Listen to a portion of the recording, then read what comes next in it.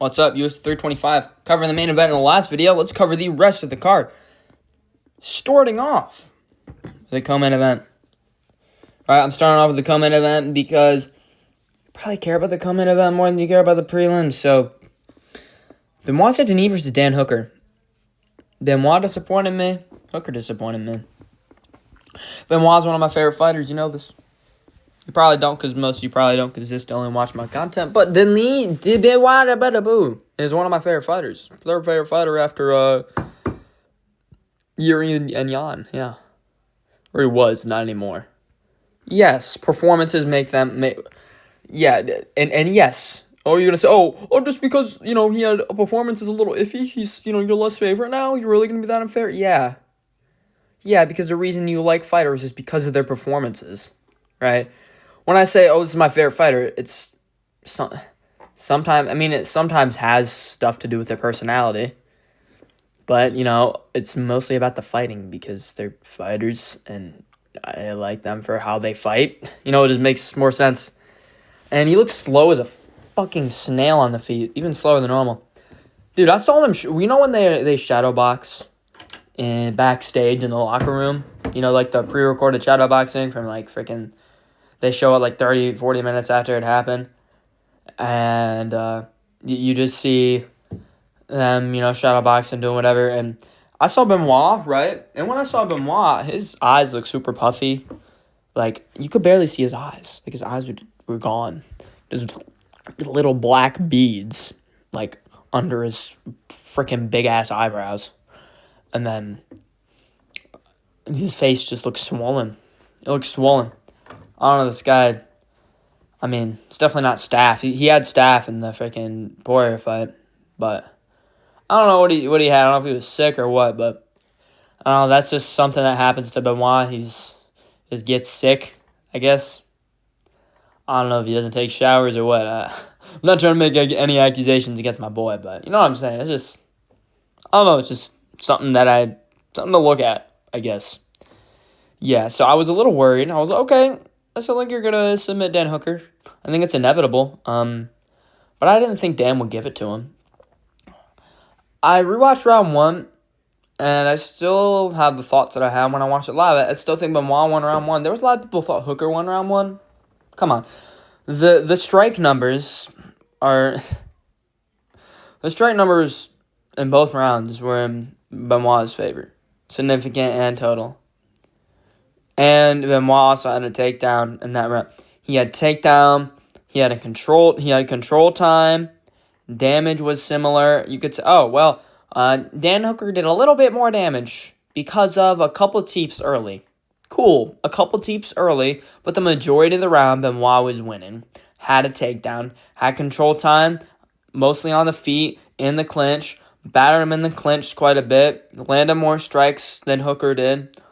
They both landed hard shots on each other. But Denis outworked him. He outworked him on the feet, was leading the dance, pressuring Hooker on the back foot, landing shots to the body and the head, had the stuff in the clinch, landing the elbows, got a takedown. Hooker landed a couple really good teeps that affected him early. Shut the fuck up, they don't win you. 2 moments don't win you a round. Are you retarded? And then those are the same guys. Those are the same, some of the same guys that are Lopez 1 round. No, never mind. I was about to. No, that's a dumb statement. Never mind. I don't even remember what I was about to say anymore. Benoit looks slow as a snail. Hooker made a really dumb decision trying to go for a takedown against a guy who was clearly a better grappler than him. Benoit got, and also, by the way, Benoit's takedowns look super slick. His grappling just looks, he's an elite grappler. He's an elite grappler with good striking. I think that Hooker's a better striker. I just think that Benoit had the grappling threat and made a lot of really good decisions. And I think Benoit's fight IQ is getting way better, and he used his advantages very well. he could become an elite fighter. I don't know. Dan Hooker's certainly not an elite fighter. An elite fighter is not a word I throw around, by the way. Like, just because you're in the top 10 or the top 8 or the top 7 or the top 5 doesn't make you an elite fighter. You got to be elite to be elite. It's not a number. It's not, oh, I beat this guy. Oh, look, I beat Wash Ortega. Oh, look, I had a close war with Ige. A competitive war with Ige. Oh, look, I knocked out Sadiq Yusuf. I don't give a fuck about that. Right?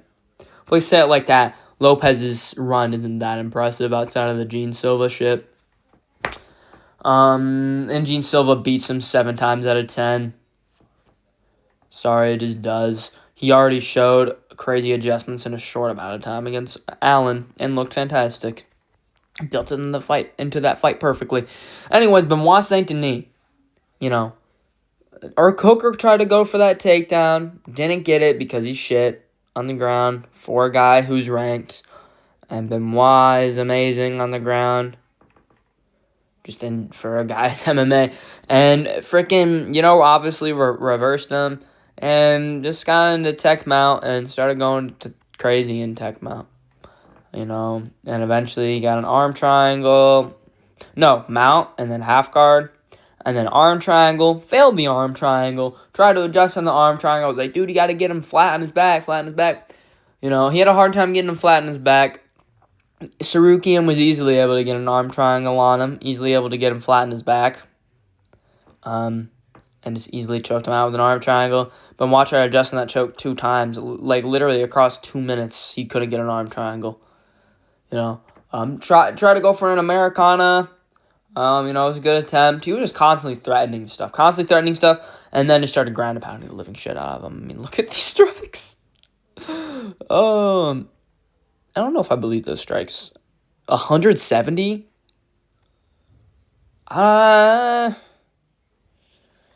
I guess so. I don't know. 170 strikes, really? 97 to 30? Huh. Sure.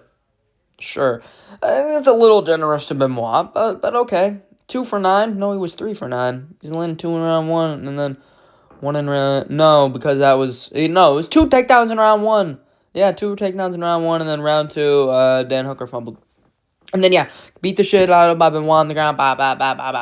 He was throwing him, around the guard, just boom, under the guard, over the guard, under the guard, over the guard, just spamming hooks and tech mount after he failed the, he failed the arm triangle, and then, Americana, arm triangle, butt in the air, went out of the half guard to come out to the side to go for the arm triangle, failed it, back into the half guard, readjusted, went out again, failed, into tech mount, batter him out for half a minute or a minute or 2 straight. For a minute and a half straight, this guy was just beating the shit out of Hooker on the ground. Hooker wasn't doing anything. He was just in fetal. Position, no scrambles, no adjusting the way he was blocking.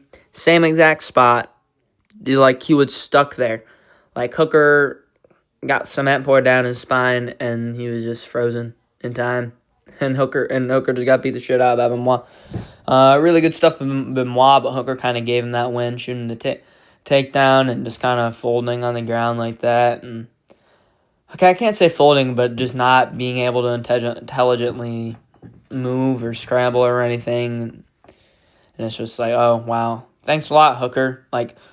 I'm usually way more hyped for a Benoit win, but for that, it's fuck you, Hooker. You know what I mean? It's still great stuff from Benoit, but man, Hooker, what are you doing, dude? Terrible fight. One of the worst fight IQ decision I've seen of a fighter in the top 10 since Figgy Corey, and it's even worse than that. Fiziev Houfi. This is sad. Houfi didn't deserve this in the first place. Didn't even deserve the Benoit fight. So you're telling me that this guy can lose a fight to a ranked opponent badly, get dominated and submitted, still somehow get ranked off of a loss? Yeah, you heard that right. Ranked off of a loss. Just like Kurt Hollabaugh got ranked after loss to Charles Johnson in they replaced, and he was, before Hollabaugh was Rafael Esteban, who deserved to be ranked. Then they replaced him with Kurt Hollabaugh coming off a KO loss. Don't understand. Hoofy, coming off a submission loss, was ranked, and he got the Fiziev fight. And I guess he's a bad stylistic matchup. Didn't know that. That's cool. Sucks for Fiziev. That shit was sad, but great for Hoofy. Think about these fighting nerds, man. Outside of Gene and arguably Barhalio, these guys just have elite finishing instincts and finishing potential. And then outside of that, they're like mid everywhere. They're like mid at or mid at what they're mid at, good at what they're good at, and then they have just elite finishing potential and elite KO instincts. Right? They got elite KO instincts, and they're decent enough everywhere. So they're just really dangerous. But Fiziev won round one, right? Fiziev won round one. Some people say, Hoofy won round one. You don't win one round off of landing a couple 3-2s and a couple high kicks, right? Some moments he had in the last 30 seconds. Fiziev won the majority of the round and battered up Hoofy's legs. Round two, oh my gosh. Fiziev was trying to do the same thing with the legs, and then Hoofy just started putting belt to ass. Knocked him down with that freaking straight left. And then, Fiziev got up, and then he just kept going at him, and Fiziev got dropped again and finished, and it's those last, standing ground upon strikes, and that was just rough. Good stuff for Hoofy, though. He's a crazy good finisher. He's fun for the division. Fiziev's all right for the division. I like Fiziev. So that sucked to see. I like Fiziev's personality. I like how he fights the majority of the time. That was just annoying. No, not annoying. Why am I saying that? No, I'm not trying to cope too much. That was great for Hoofy. That was really fun to watch, too. Round one, I was just like, what's going to happen? Hoofy's looking sharp. He's not doing too much, but he's looking really sharp. And then round two, that freaking straight left. As soon as I saw that straight left, that first knockdown, it's like, oh, it's wraps. It's wraps. And you saw the way, Fiziev was stumbling. He wasn't running. He was literally stumbling. He didn't know where he was. Fiziev didn't know where he was. Within a minute of battering and knocking down, Fiziev went from having a clean face to, looking completely battered up and literally turned him black and blue like that. I can't snap my fingers. Within less than a minute, he turned Fiziev's face black and blue. Talis and Teixeira tied to Ivasa is one of the most disgraceful fights I've ever seen. Heavyweights suck. We know this. Heavyweights suck. Talis and Teixeira, he's now going to be in the top 10 heavyweight. Nuts. Teixeira's not that great, but no heavyweight is. The thing is, he beats 90% of the division, and he looks like that, and he makes dumb decisions, and somehow he couldn't finish that version of Taito Ivasa. Almost got finished, by the way. Taito Ivasa was out here blobbing it out, jiggling. You could see his fat literally jiggling around the octagon. His footwork looked like absolute dog shit. His punches were just throwing to throw, and was landing on Teixeira, because Teixeira just fights like a tall tree. Who do you think you are? Fucking Teixeira, oh my man. How tall, what is he, he's 6'7", and that just doesn't work out. Doesn't really seem to work out well for him. His height's a disadvantage, it seems. He doesn't know how to use his height well. And Teixeira just really has really bad footwork, and just stumbles and fumbles over himself a lot. And hey, he's got good elbows though, and good grappling. Couldn't submit Taito Ivasa. Yeah, this really good jiu-jitsu black belt in Teixeira can't finish Taito Ivasa on the ground. Yeah, great. Sal killed, fantastic, amazing. Got the sub. This guy's elite. I love Sal killed. I got this pick right on Verdict. I got 13K XP off it. That was amazing. Hell yeah. That club and sub. Hell yeah. Hell yeah. And round one, too. Quinlan Sal killed had a crazy good face crank. He face cranked Jamie Malarkey. That wasn't just no regular old rear naked. He cranked his face. He cranked his face off. That was very nice. Very good face crank. Submission by Golden Sal killed. This dude's got a KO with a punch, a KO with a high kick, a KO, a KO with punches, KO with a high kick, a dominant wrestle grapple fest, and a submission win. Give this guy his ranked opponent right now. Send him Michael Chandler's way. Let Michael Chandler get beat the shit out of by Quinlan Southfield.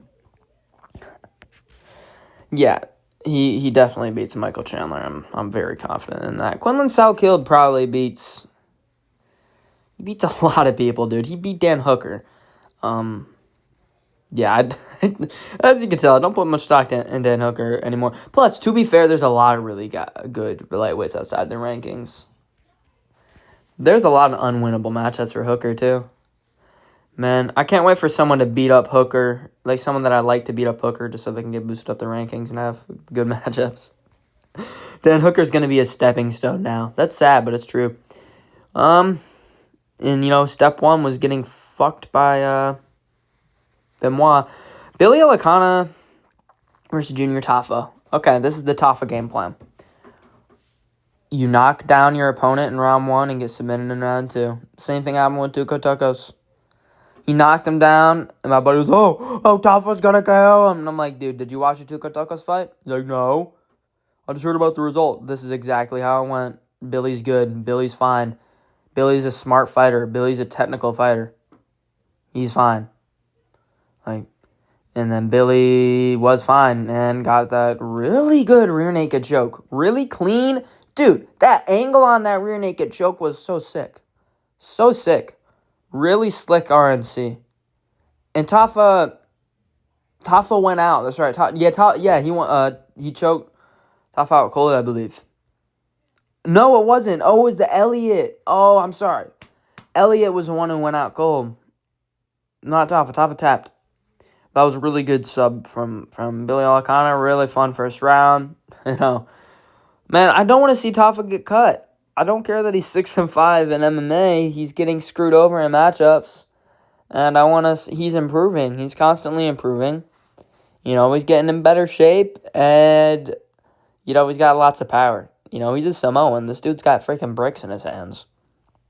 And he's getting better. And he didn't look terrible. He looked decent. This is easily his best performance. I mean, he lost, but he won round 1. That's the Junior Tafa way. Get a knockdown in round 1, and people are like, oh my gosh, Tafa bro's about to win a fight, and then lose round 2 by submission.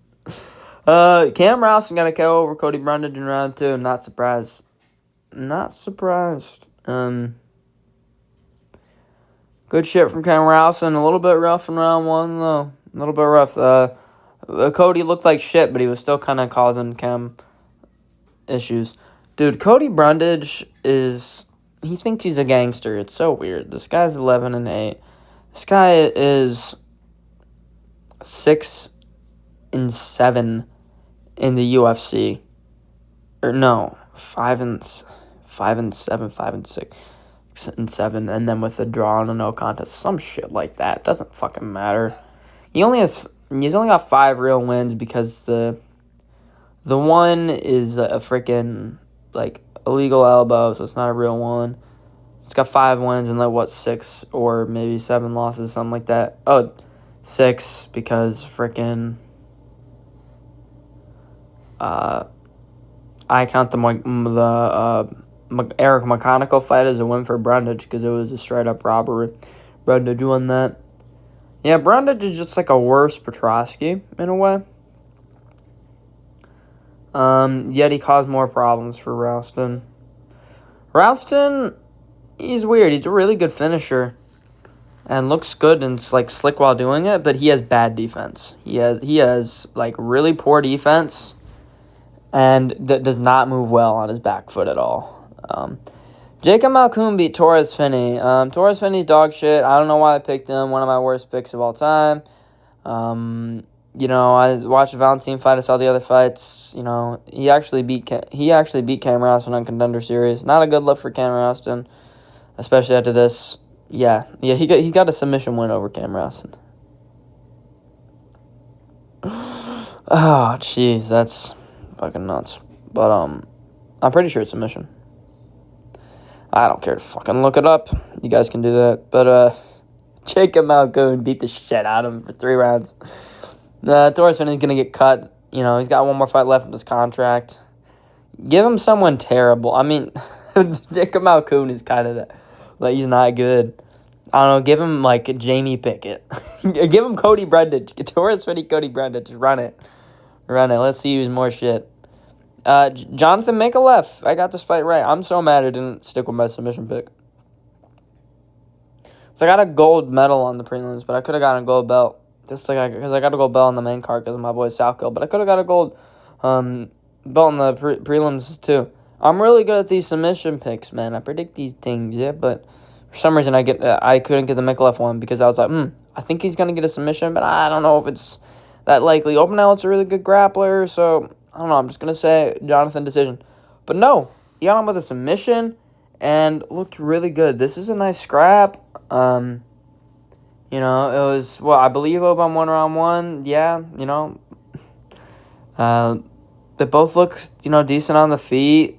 I think Mikalev is good. And, you know, Oban went out cold. Oban Elliott went out cold, guys. Yeah. Got choked out cold. That was nuts. And Meguru was freaking crying. Great stuff. One of the worst robberies in UFC. Worst robbery that I've ever seen. Ganovli versus Yija. I scored at 29-27 for Yija. Round 2 is a clear 10-8. I don't get why they don't give 10-8s out anymore. I mean, they do, but not often enough.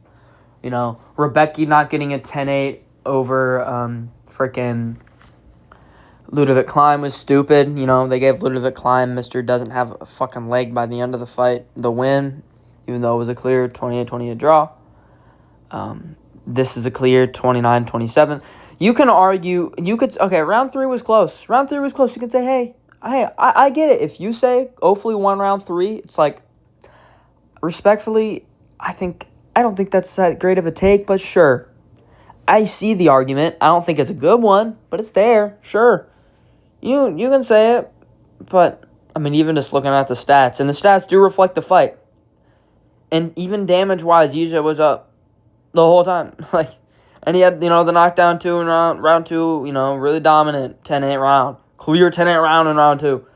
And arguably won, and I think he won round 3. I think round 3 was close, but kind of clear. I do think Yija won round 3. I think it should have 29-27. 28-28 is still pushing it. I'm not going to say, they're robbing him and giving him a draw. I mean, but I would say, Yija won. I definitely think Yija won. But to give, not only do you give round 3 to Con Ofley, not even a good take in the first place. I see the argument, but it's not a good take. It's just not. But you also don't give Yija a 10-8 in round 2. Are you fucking kidding me? Are you kidding me? Worst robbery in UFC history.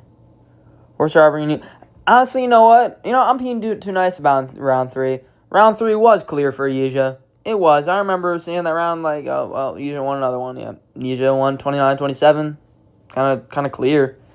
I mean, I guess you could say 28-28. Maybe, I could see one judge, since it's Australia. I was like, this is what I said. I was like, since Australia has bad judging, I could see, a judge giving it 28-28 and maybe 2 judges giving it 28-28. But that would be, that would suck for Yija, and I think that would be an incorrect decision. But not only that, dude, I heard 29-28, hopefully. I was like, what the fuck? What are we doing? No 10-8 in round 2 and giving him round 3? That's terrible. Terrible take. Terrible judging. Fire those judges. Also, they gave Volk, they scored 50-45 to Volk. Volk won round 4. 1-5 clear. Clearly lost round 3. He wasn't dominating before the knockdown. Don't fucking lie to yourself. He clearly lost round 3. Yeah, and don't fucking mistake my word stumbles for thinking I'm not confident in that statement. I'm not an articulate person. All right, so I'll have word stumbles. It doesn't mean anything. Lopez won round 3 at least, and I think he won round 2. 50-45 is rigged. That's a terrible scorecard. Not terrible. 50-45 is weird. 50-45 is kind of crazy.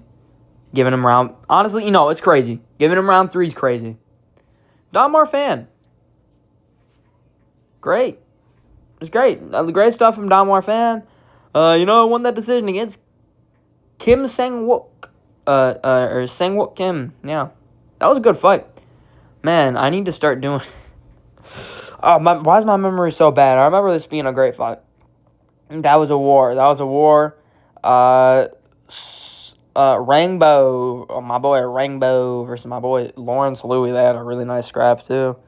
That was a split decision, I believe. Yeah, that was really close, but I had Louis winning as well. And Nakamura, Kichiro Nakamura versus Sebastian Zale. Dude, Zale was winning. Nakamura is literally a knee. He's a knee, and then he threw the knee. Missed the knee. He just won via trial and error. He was gonna throw that knee till he got it. That's what he's got. He's got a good knee. He's got kind of not great boxing, defense, not great boxing. Some decent kicks. This is a very interesting scrap that Zale was clearly winning until he wasn't. He got a chin bab with a knee. Crazy comeback KO for Nakamura, though. I'll give him the credit there. I mean, at that point in round 3, it's at this point, we just have to keep staying the course. The only chance we got is a knee. And, we got it. So good for him. And that's the card.